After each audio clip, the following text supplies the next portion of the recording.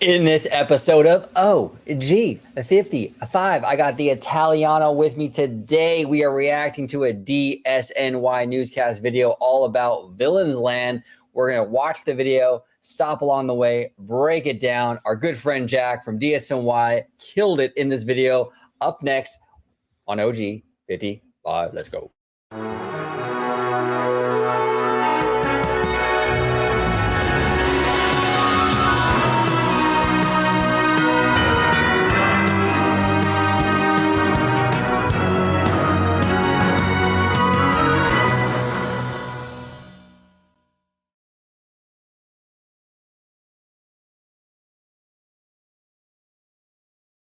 Welcome aboard, everybody. We are, look, Halloween was what, yesterday, last night, we're extending spooky season here on OG55. Today, we are talking all about Villains Land, courtesy of Jack from DSNY. But before we dive in, the Italiano, how are you today, sir?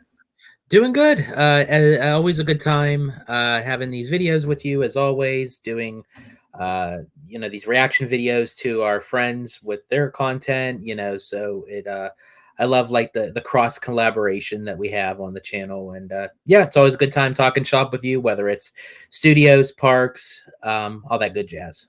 And where can the good folks at home find you on social media, sir? Absolutely. You can find me on X, formerly known as Twitter, at Disney George. You could also find me on Instagram, Threads, and Blue Sky under the Disney Italiano. And of course, you can find me right here on my home base at Orange Grove 55 with Citrus Corner, with all that sweet, juicy, but sometimes sticky Disney news and info. There he is. All right, sticky. Let's get down to business. Okay, so this is, of course, courtesy of Jack from DSNY. If you are not following Jack, if you're not subscribed to Jack, make sure you go on YouTube, pause the video right now, go on YouTube, find him and subscribe to him. He's a friend of the channel and does amazing work. But this is all about Villains Land coming to Walt Disney World. Everything we know so far about this new land coming. So George, we're going to do the thing like we always do. We're going to play the video.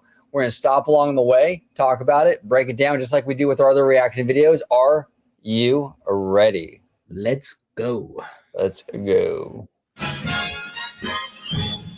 Hi there, Waltonians. I'm Jack, and this is DSNY Newscast. And today, I want to talk about Villains Land that's been announced to be coming to the Magic Kingdom at Walt Disney World, as this was actually officially announced at D23 back in August, alongside a plethora of other Disney park projects at the time. And out of everything that was announced at D23, this one in particular stood out to me as being easily the most ambitious of all the Disney park projects, and probably the most anticipated in terms of a fan base that have been wanting to see a Villains Land at the Disney parks for so long.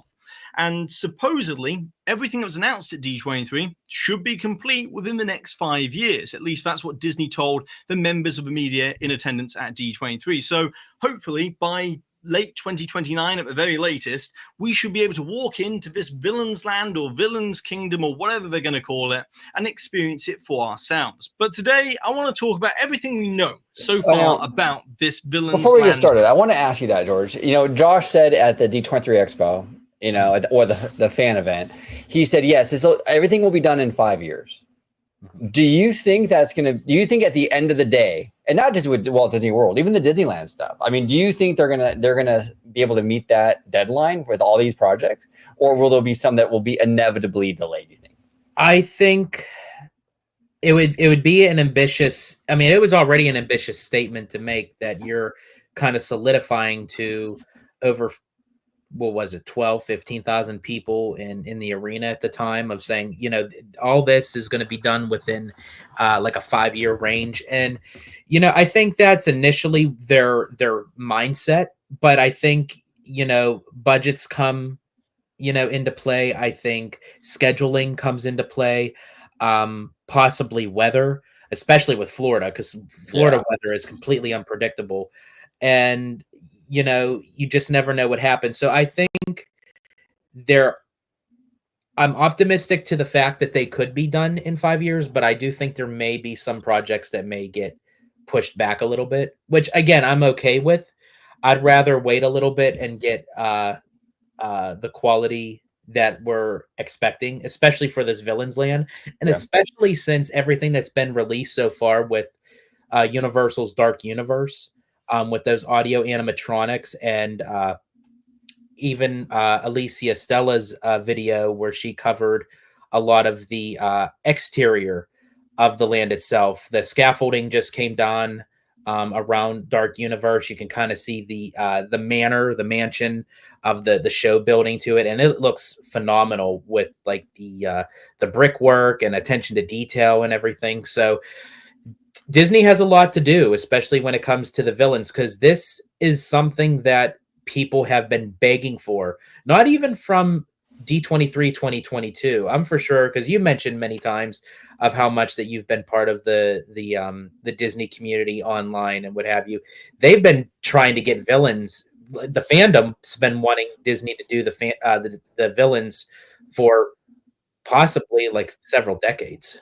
Oh, definitely. Yeah. Like I said, like back in the day, like when I was on the Disney like forums and stuff and like message boards back in like the late 90s, like early 2000s. I mean, fans were clamoring for a villain's park. It was more about a park back then, but same idea, just an area dedicated to the villains. And it's been a thing that fans have wanted for a long time. So it's all about the execution though. If Disney delivers, I think this could be an enormous hit, but they got to deliver. They cannot half-ass this land. They have to hit a home run, especially with what we're seeing coming out of Epic Universe with those amazing animatronics and what have you. Disney has to deliver with this and really just to the nines, like just plus it and really wow us again, you know? So Absolutely. We'll see. But to answer your question, I think that we'll be in around the same time frame. I would like everything to be done in 5 years, as long as you had just mentioned the execution of it is up to par.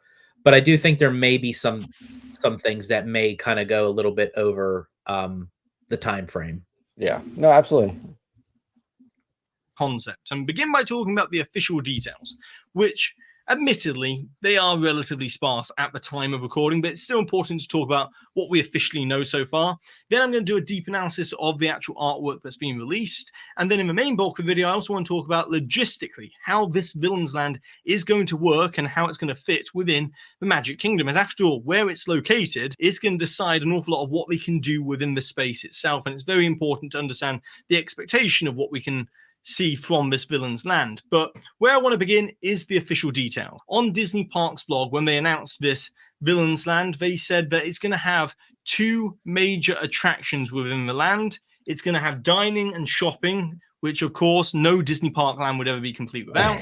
And it's all going to be on an incredibly twisted, grand scale. Now, clearly Disney's aiming to go very big with this Villains Land concept and really throw everything they've got at this Villains Land. Otherwise, they wouldn't have mentioned the twisted, grand scale if they weren't aiming to go big in terms of the scale of this land.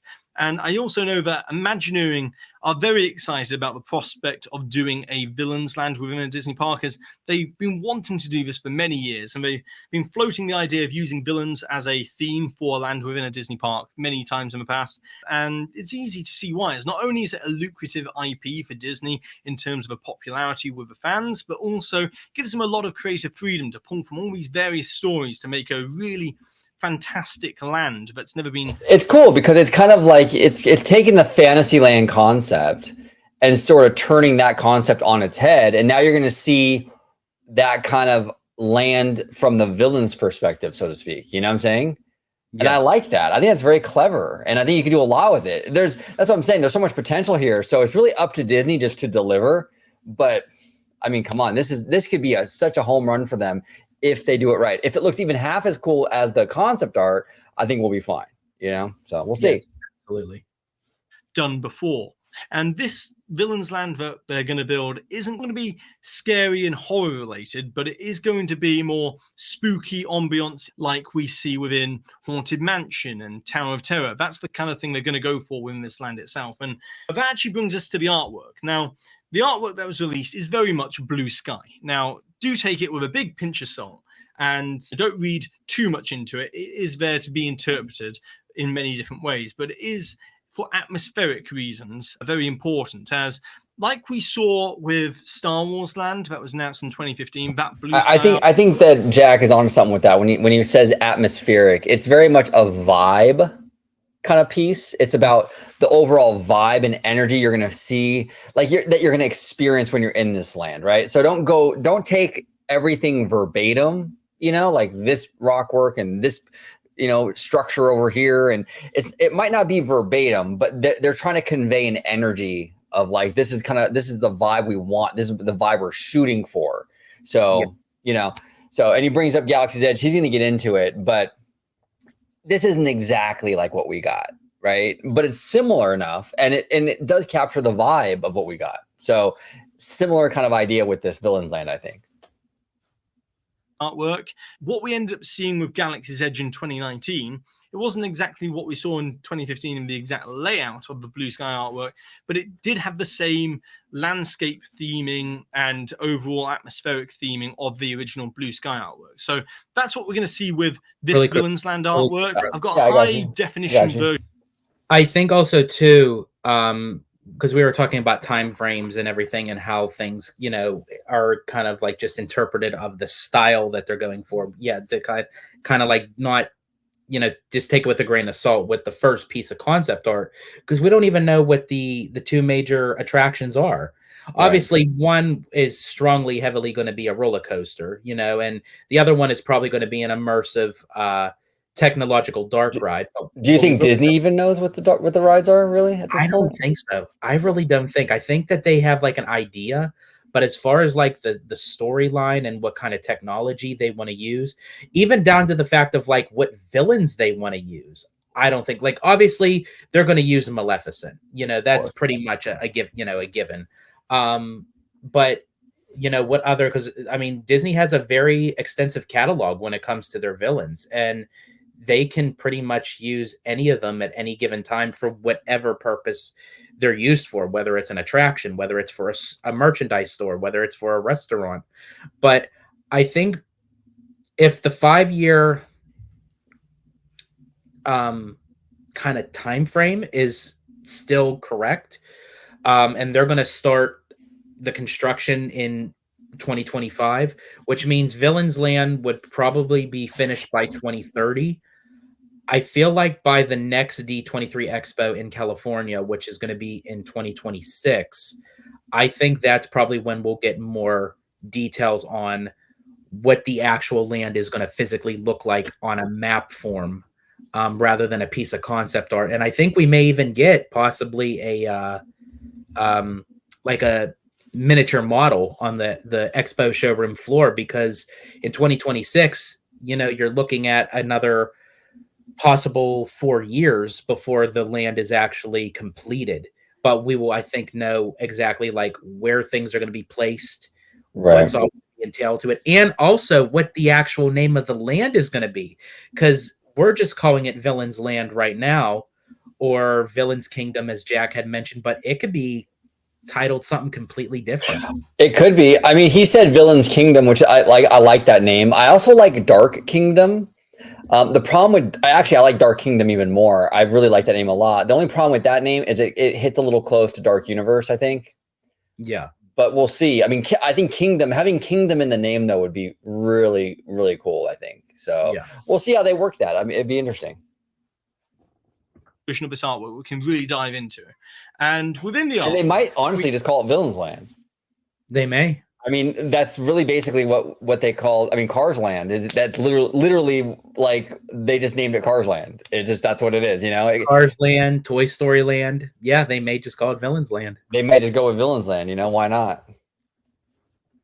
You can clearly see that Maleficent is featured very heavily within the land, with Maleficent's pet Raven, Diablo, seemingly in the foreground of the artwork. And then, obviously, Maleficent is seen in dragon form in the background of the artwork within the Forest of Thorns area. And there's also going to be Maleficent's ruined castle on top of Forbidden Mountain from Sleeping Beauty, which is most likely going to be the central icon within this Villains Land. Now, I know there was some speculation that Chernobog's Mountain could be used from Fantasia within Villains Land, but they're clearly moving in the direction of using Maleficent and this Forbidden Mountain as the central icon for this land. Yeah, and I'm okay with that. I mean, both are fantastic. I wouldn't be mad at either one. I mean, if they went the Chernobog route, that would be awesome. I think the reason why they chose Maleficent, though, is I think that it's probably a merch decision. Like Maleficent probably moves more merchandise, more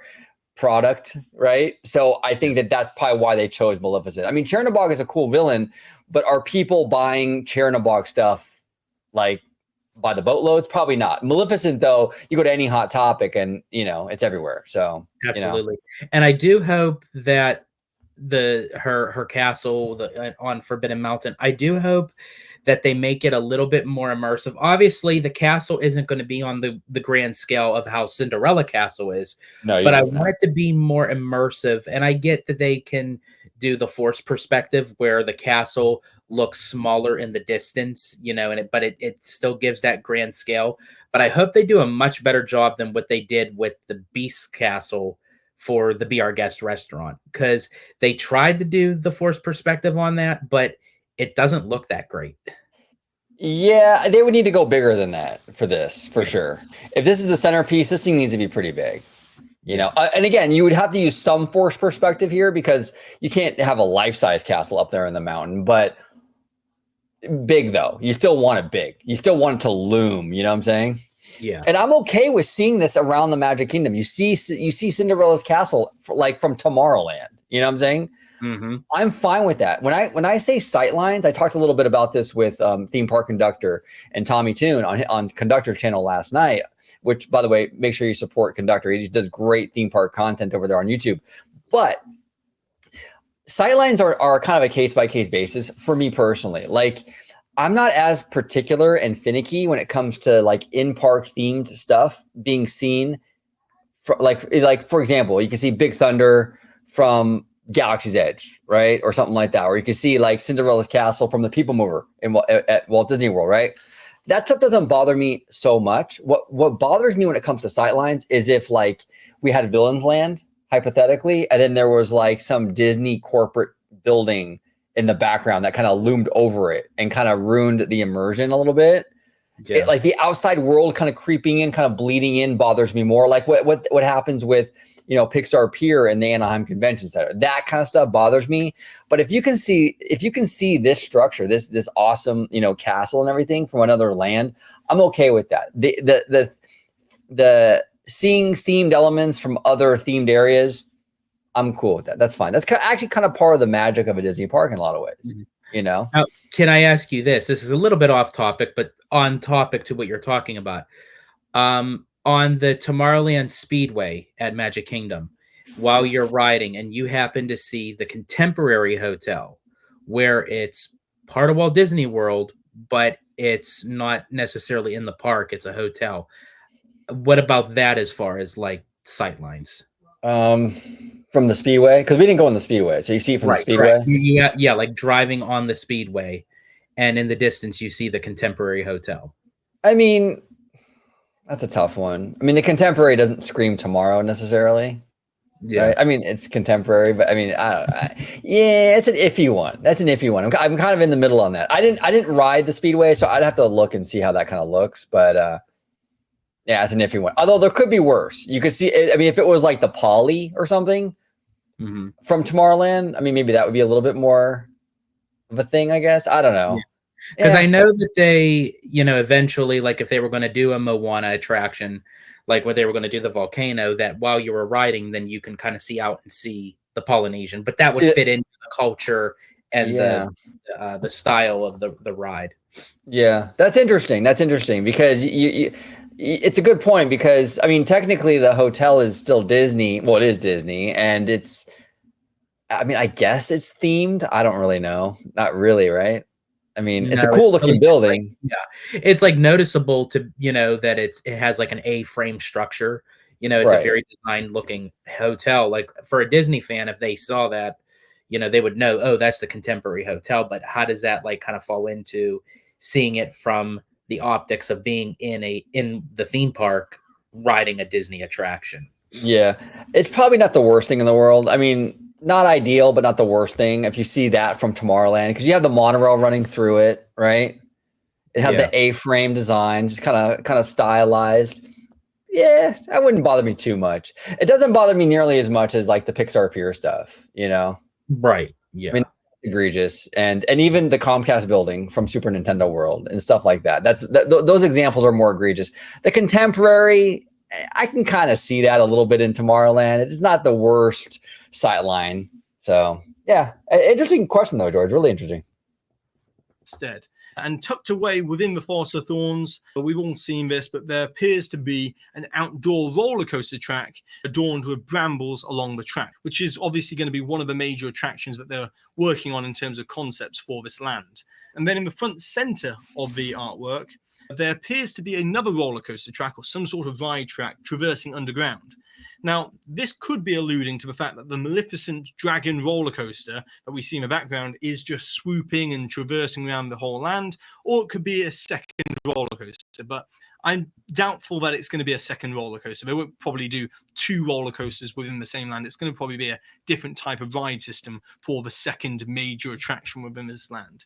And then elsewhere within the artwork, at risk of reading too much into it, this area over here looks a little bit like it could be themed to Hades and the underworld. And then the area to the side of it is giving a more warmer glow, which to me is reminiscent of more of the Jafar kind of character within the artwork as well there. And then also within the artwork, there appears to be plenty of water features featured throughout. And that does align with what we've heard in terms of rumors that water is going to play a big role within the land as well and feature heavily in terms of water features and lakes and things like that. And also in the foreground of the bottom left-hand corner, there seems to be kind of like the Forest of Thorns and those brambles creating a kind of archway, which could be a entrance to this villain's land area. And so that's what we can see within the artwork itself. But then we come to what's pulling everything together in terms of a narrative for this villain's land to make sense. And we don't officially know what the narrative is, but reading between the lines here, yeah, I don't really think you even really need a narrative, in my opinion. I mean, you have Fantasyland, and there really isn't a narrative for that. It's just basically a land based on the kind of like the fairy tale storybook elements of Disney animation, right? There's no like overall like land narrative though. Like you walk in and there's Snow White, there's Mr. Toad, Peter Pan. It's just a collection of these storybooky kind of properties in one land. I think Villains Land works like that too. It's just a collection of these villains from Disney animation. I don't know. I don't really need like this crazy backstory, in my opinion. But what say you, George? I don't need it either. But if they did, I know the route that I would go, and it's actually what gave me the idea of them doing a Villains Land in Magic Kingdom in the first place. And this was back in 2006, 2007, when they were having the castle stage show in front of Cinderella Castle. The show was called Dream Along with Mickey. And there was a segment in the show where Maleficent comes out and she wants to start trouble and everything. And it's like she wanted to cast a spell over the kingdom that instead of dreams, it's where like nightmares come true. And before, Mickey had everyone like chant like dreams come true and everything, and to kind of like foil her powers and everything. And before she left, she said, and I quote kind of what she said, "One day the kingdom will stop believing and all will be lost. Remember, you haven't seen the last of me." And she let out an evil laugh, puff of smoke, and she went off stage. So I think that was like my notion at that time of like, oh, what if there was a part of the kingdom that did stop believing? And that's the area that the villains took over. So they kind of created this themed enterprise to lure guests in under like disguise. So the more that guests are enjoying their part of the kingdom, the more powerful they get. Interesting. That's a great backstory, actually, George. That's pretty cool. I like that. I like that a lot. Magic mirror from Snow White was used as a narrative device to introduce this land on stage at D23. It's a big announcement right at the end of the presentation. And then they've also announced that there's going to be a villains show that's coming to Hollywood Studios in summer of 2025. And within the artwork for that show, it's also got the magic mirror as a narrative device for that show as well. And also the fact that Magic Mirror was within the Instagram promotional video they released as well. I think there's a lot of smoke where there's fire here. Most likely Magic Mirror is going to be used in some way for this villain's land. So that will be interesting. Keep an eye out for that as well. And then the villains. What villains are they going to have within the land? And I think a good... Having the Magic Mirror incorporated? Magic Mirror is going to play a big part in the land, or do you think Disney kind of just utilized him as kind of like the startup just to have the conversation to lean into the announcement of Villains Land? It's tough to say. I mean, you know, I could see Disney utilizing the Magic Mirror as a storytelling device for like maybe a big e-ticket. You know, maybe your vehicle goes through the Magic Mirror. You transport through the Magic Mirror, and on the other, and then that's how you kind of get into these different worlds, these, you know, where all the villains are. You know, that's how you get into like where Scar that would is. That would be a great transition for like the immersive dark ride. That's what I'm saying. Yeah, it'd be great for the dark ride where you kind of, the Magic Mirror is the device to get you from one villain area to the next or something like that. That'd be kind of cool. I can see them doing that. In terms of the land itself, you might see like subtle homages to the mirror, like similar to what they have with Fancy Springs in Tokyo, Japan, where the rock work is like crafted as different Disney characters. It's subtle, but it's there. Mm-hmm. I think there's even the Magic Mirror in that rock work. From what I understand, you can even do stuff like that, like in the rock work, have like the Magic Mirror sort of like, you know, kind of subtly in there, and the water kind of works around it and all that. That'd be kind of cool. So there's ways they can incorporate it. I don't know if it's going to be a big thing in the land, but I can definitely see them using it, and I can definitely see them using it for the attraction, because I think it's a very easy way to sort of do things for like story wise, using that Magic Mirror, you know. Understanding of this would probably be the Villains show over in Hollywood Studios, as within that artwork we can see Maleficent, Captain Hook, Cruella de Vil, Scar, Hades, Jafar, Ursula and the Queen of Hearts, and even Yzma from Emperor's New Groove. Now, I'd probably also add to the list there, probably the Evil Queen will be featured as the original villain of all Disney villains, and probably Gaston will probably be there, and also Dr. Facilier, but that's not been mentioned. I would love to see Chernobog represented in some way in the attractions as well. I think that'd be great, but that's probably the list of villains that we'll see within here. But being a villain's land, it leaves a lot more room for them to do a lot more things within the land as well. Now, with all that being said, let's get to the logistics of this whole thing. As we all know that Rivers of America is going to be removed in 2025, and this is where Villains Land is going to go. The front half of Rivers of America is going to be used for this Cars section of this Cars attraction within Frontierland that's themed to the National Parks of America. And then the second half, which is the much larger section of Rivers of America, if they empty down to the basin and they, you know, clear out the outer perimeter of Rivers of America, you've got roughly 8.5 acres to work with there. But here's the important thing, as if you look at the land suitability map that was released a few years ago by the Rudy Creek Improvement District, the land in the top right-hand corner that you can see within this satellite image is actually marked as marginally suitable and marginally unsuitable for construction. So part of it they could use.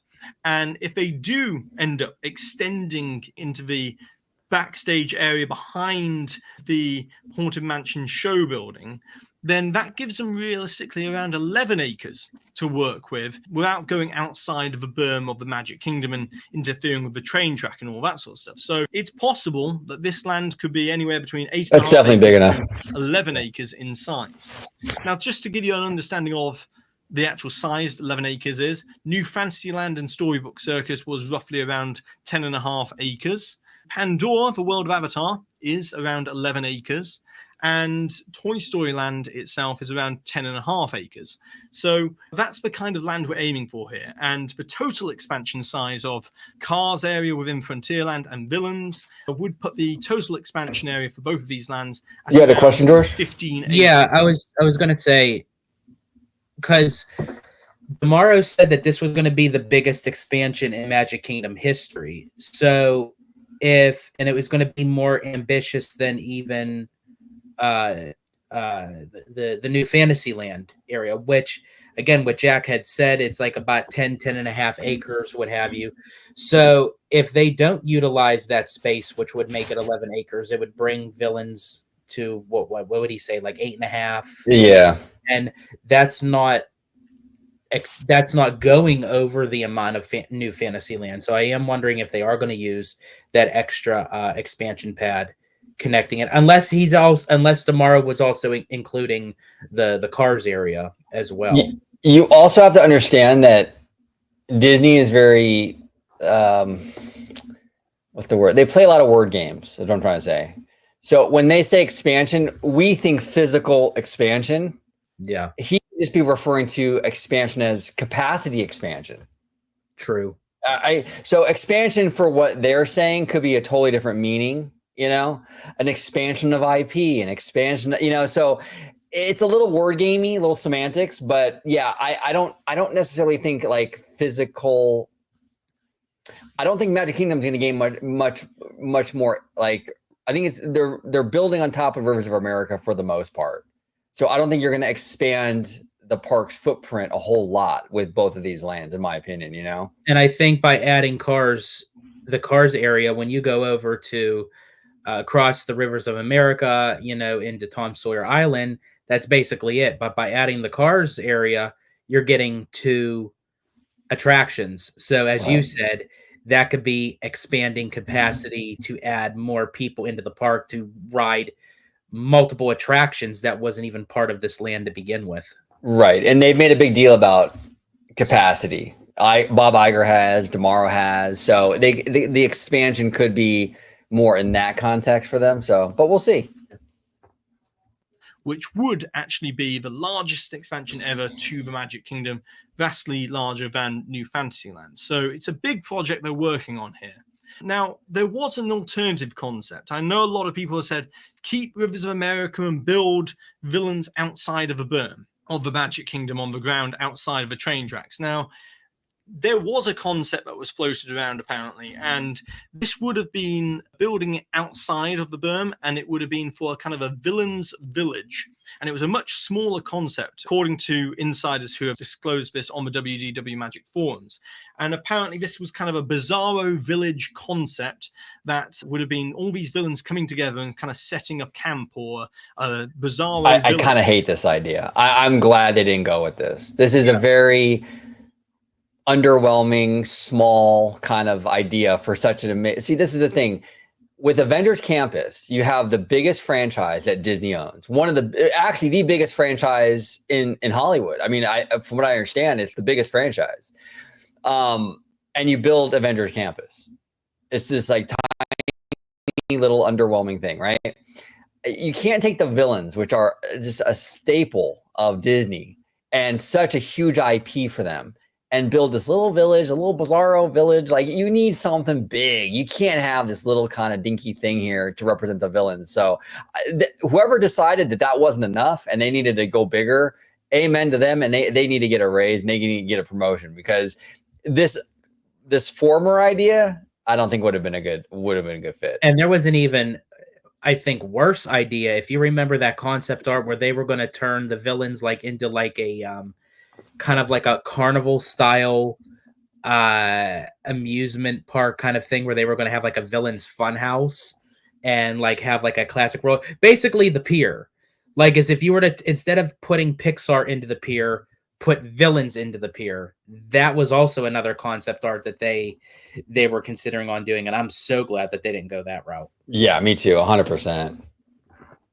On the outskirts of the Magic Kingdom. Not even sure if there were any major attractions planned as part of this concept, or if it was more dining, maybe a show and some shops as part of the concept. But it was a much smaller concept. And the reason for that is to build beyond the berm would cost Disney an awful lot more money to then grade all that land and get it all ready to be built upon outside of the berm of the Magic Kingdom. Then you've got the logistical issues of having to close down the train to do it as well, and all that sort of stuff. So it was a spiraling cost that made it kind of unattractive. And they already closed down the train. And that's without even considering so long just to get Tron in there. They're not going to close the train down again. not for a while, at least. I'm not saying that they can't use that expansion area beyond the berm, they're going to have to eventually to expand Magic Kingdom even further on into the future. But being that the railroad had just reopened after how long of being shut down because of Tron, a couple years later, they're not going to shut it down again. Yeah. I think it was down for like 4 or 5 years or something, wasn't it? Like something crazy. Yeah. Considering all of the issues they would have had with the South Florida Water Management District of going into more unused wetland area, which is what they're already having issues with. So, I'm sorry, what was that? I was saying, not that I really care, because Walt Disney World's train sucks compared to Disneyland's. Yeah, dude, I actually fell asleep on it. There was nothing to look at. No, it's basically just all backstage area. Yeah, and like some trees and stuff. Yeah. So don't even know if that was even a realistic idea to do, but they've gone for this idea of using Rivers of America and putting 4 attractions where there is essentially Tom Sawyer Island and the riverboat, so they can use that space better within the Magic Kingdom. But then coming back to this Rivers of America concept, it's important to understand where can they put show buildings for attractions and restaurants and stuff like that. And realistically, you've got to look at access roads and where's available backstage areas. And most likely, they will have to locate a attraction show building in the top right-hand corner behind the back of the Haunted Mansion show building. As you've got a access road there already, and that will be very useful getting in and out of the land for operations and stuff like that. So there's actually enough space in that corner to put the show building from Rise of Resistance, which is a 100,000 square foot show building, very large show building in that space, and even put the restaurant the size of 25,000 square feet, which is actually the size of the Be Our Guest restaurant, which is what you can see here, in that space as well.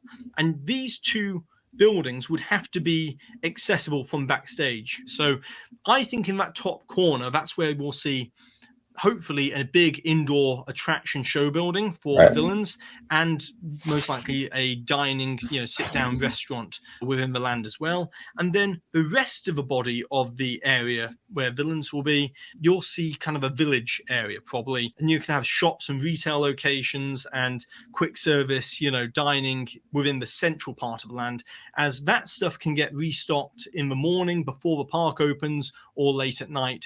All of that sort of stuff can be handled quite easily without having to have that direct backstage access.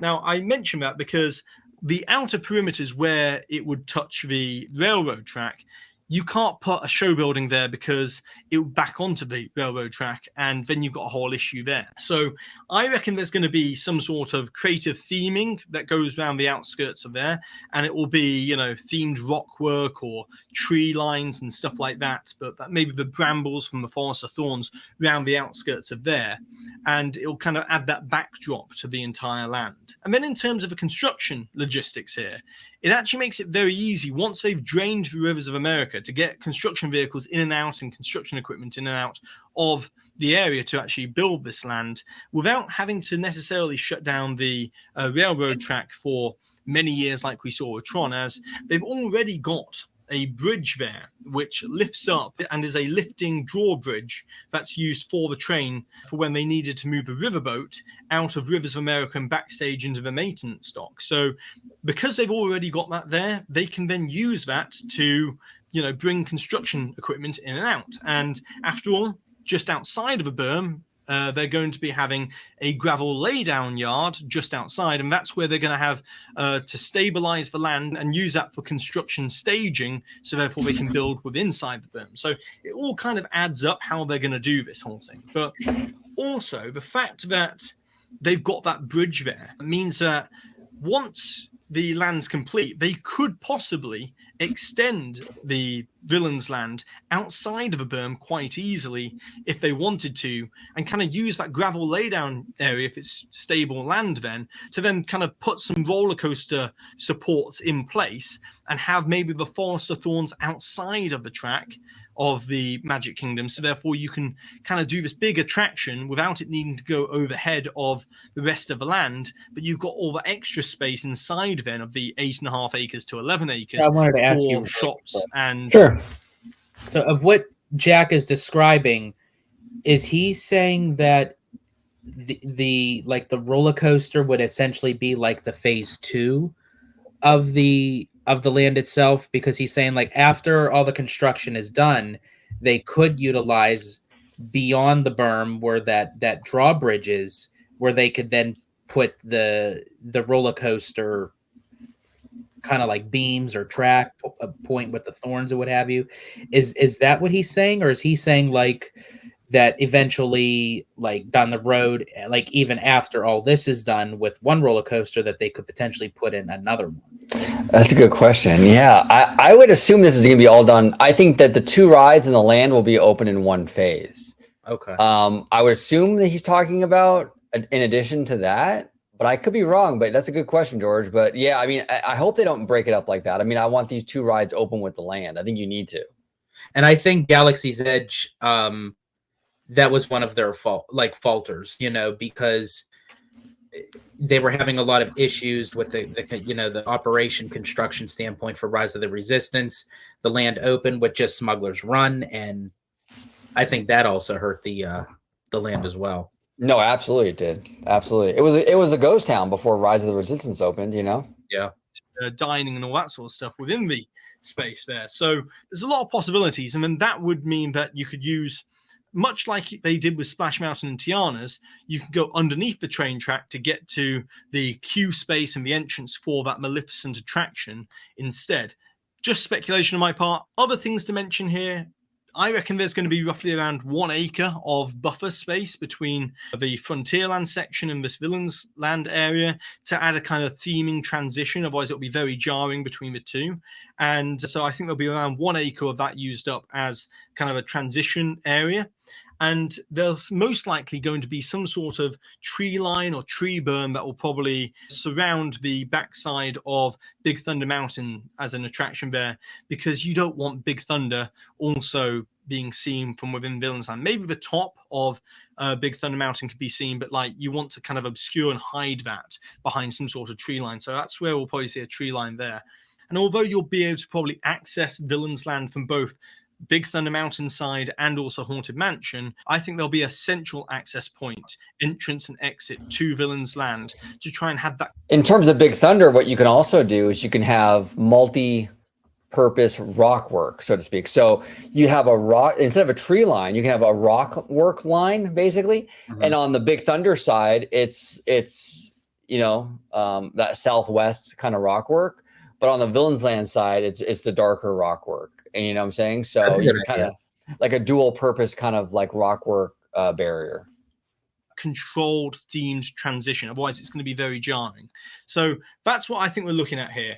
Also, the other thing I'd like to mention is within the central part of Villains Land, I reckon there'll be some sort of Bibbidi Bobbidi Boutique-esque location where you'll get a kind of villainous makeover within the land, similar to what Epic Universe actually announced is going to be within their Dark Universe section of Epic Universe. So they're going to do that same sort of thing for that park. And then the last thing I want to talk about is sightlines. Now, when you are stood within Liberty Square and Frontierland, it'll be very easy to see into Villains Land if they don't build up around that area. So I reckon the reason why they've chosen this whole national park, Piston Peak aspect of cars for the front section of Frontierland is to kind of hide the rest of Villains Land in the back. And they could even be using the Piston Peak mountain range to try and hide the sight line of being able to see the Forbidden Mountain and the ruined castle, as then it would create a grander reveal moment if that's what they're trying to do there. But I think they're being quite clever in terms of imagining trying to hide certain sight lines from within Frontierland with the national park theme in the front, and then you got Villains Land at the back. Now, personally, what would I like to see within Villains Land? I would love to see a dragon roller coaster, outdoor dragon roller coaster themed to Maleficent. I think that'd be fantastic, as we can see in the artwork. I would also like to see a big indoor grand boat ride idea, a bit like the e-ticket attraction over in Shanghai Pirates, but themed to all the villains. So we're kind of going on the River Styx or something like that as the narrative point to try and, make the boat ride work. But then we encounter all the villains along the way in animatronic form. I think that'd be fantastic, and use all sorts of maybe, mist effects and fire effects and all this sort of stuff within the attraction as well. I personally would think that a Haunted Mansion restaurant, considering they've now committed to building 2 Haunted Mansion parlor bars on board the Disney Cruise Line, I think that could be a trial balloon for what we could see within Villains Land, and hopefully a Haunted Mansion restaurant. I think that'd be fantastic to kind of build off that whole lore within the land as well. And then I would want to see a creepy kind of like lake area within Villains Land with mist constantly rolling across the lake to kind of add to that kind of eerie ambiance. As after all, it's going to be 100-degree weather and it's going to be blaringly hot sun, and it's not going to feel that spooky during the daytime. So I'm hoping they can do that kind of thing to add that kind of element to this land, as it's not going to always look like it does in the artwork with sunset with that kind of darker sky there. So that's what I'd like to see in terms of a Villains Land. But that's just me. So now it's over to you, the Wongtoniers. I would like to know, what are your thoughts and opinions on this Villains Land? So another great video from Jack. Amazing stuff. Make sure you check out Jack on YouTube. Follow him on Twitter. I think he's also on Blue Sky now. So check him out. I'll be linking his channel down below. But fantastic stuff, and we'll see how it all shakes out. But any final thoughts, George, before we skedaddle? Yeah, I definitely echo your statement. Great video with Jack. He always brings the goods, the receipts. I love the attention to detail of intricacy within the topics that he discusses that a lot of people don't think about or focus on or even conversate about, which I love that, because now that gives an excuse for us to have that conversation by, watching his video. But I wanted to ask your opinion first. We all kind of have this idea that they're going to use like a roller coaster based ride, based off of Maleficent, maybe transforming into the dragon, with the Forbidden Mountain going in and out throughout the whole entire landscape of the land itself. But for the dark ride, now he mentioned like a boat ride to kind of utilize the ride system, like the Shanghai Pirates of the Caribbean. And would you do something like that, or would you do something more along the lines of a trackless dark ride, sort of like a Mystic Manor kind of? I would go more trackless dark ride personally. Yeah, that's the route I would go. But his idea is solid, though. I mean, you can do a lot with a boat ride too, because you can add a lot of mist along the water. Yeah. You can put lighting effects under the water. Various different villains will have like a different lighting package for the water. There's a lot you can do for both ride systems. But personally, I think I'd want like an on the ground trackless thing, like a Rise of the Resistance sort of thing. You go through these massive scenes, and I don't know. That's kind of how I see it. But I mean, I wouldn't be like mad if there was a Shanghai boat ride style attraction either. So. And do you think with the roller coaster, do you think it would be more family friendly, sort of kind of like Slinky Dog or Seven Dwarfs Mine Train, or do you think it'd be more intense along the lines like Rock and Roller Coaster, or even even like Velocicoaster? No. I don't think they're going to go that crazy with it, but I don't think it'll be like super chill either. I think it'll be kind of like like the Indiana Jones thing they have over like the coaster they have over there. Is it Paris or something like that? Oh yeah. Okay. Something like that, where it's like, it's a good speed, but it's not going to like, it's not Velocicoaster, you know what I'm saying? And I don't think they're going to do Rock and Roller Coaster with like a crazy launch and all that stuff. I can't see that happening, but maybe, you never know. Maybe, I mean, it's possible, because I think the e-ticket will be more of like for everybody. So maybe the roller coaster will be a little bit faster. I don't know, though. I mean, that's an interesting question, George. I don't know. I think, but honestly, my feeling on it will be a moderate coaster. I think for me, it would be like one step above Slinky Dog, but like one step down from Cosmic Rewind. Yes. I think that's kind of where I'm at too with it. Kind of a mid thrill kind of attraction. Yeah, absolutely. Interesting video, George Italiano. It is always an honor and a privilege to do these videos with you, brother. If you can let everybody at home know where they can find you on social media, sir. Absolutely. You can find me on X, formerly known as Twitter, at Disney George. You can also find me on Instagram, Threads, and Blue Sky under the Disney Italiano. And of course, you can find me right here on my home base at Orange Grove 55 with Citrus Corner, with all that sweet, juicy, but sometimes sticky Disney news and info. Now, are your allergies bugging you today or no? Yes, very much so. Yeah, I can kind of hear like you're kind of breathing through your mouth a little. Like it's not like, yeah, you seem congested. That's Yeah, it's every single time. Like I could go from Pennsylvania to California, no problem. Every time I go from California back to Pennsylvania, it has to be the climate because it always messes up my allergies. That's crazy. Yeah, the last time, I think it was when you came back from the Yeah. August trip, you were like really struggling for like 3 or 4 days. Yeah. Luckily, it doesn't feel like it's on that level. Thank God. But yeah, it always hits me. I don't know why. That's crazy. All right, brother. Well, we got to get out of here because we have a live show in an hour. So, everybody at home, thank you for watching this episode of OG55. Comment down below with all your thoughts on everything we discussed today. What are your thoughts on the Jack video? On his theories, on his ideas, his speculations. We'd love to hear from you. And again, don't forget to subscribe to him on YouTube. He does fantastic content. Thank you for watching this episode of OG55. Thank you for watching OG55. If you aren't already, consider becoming a member today.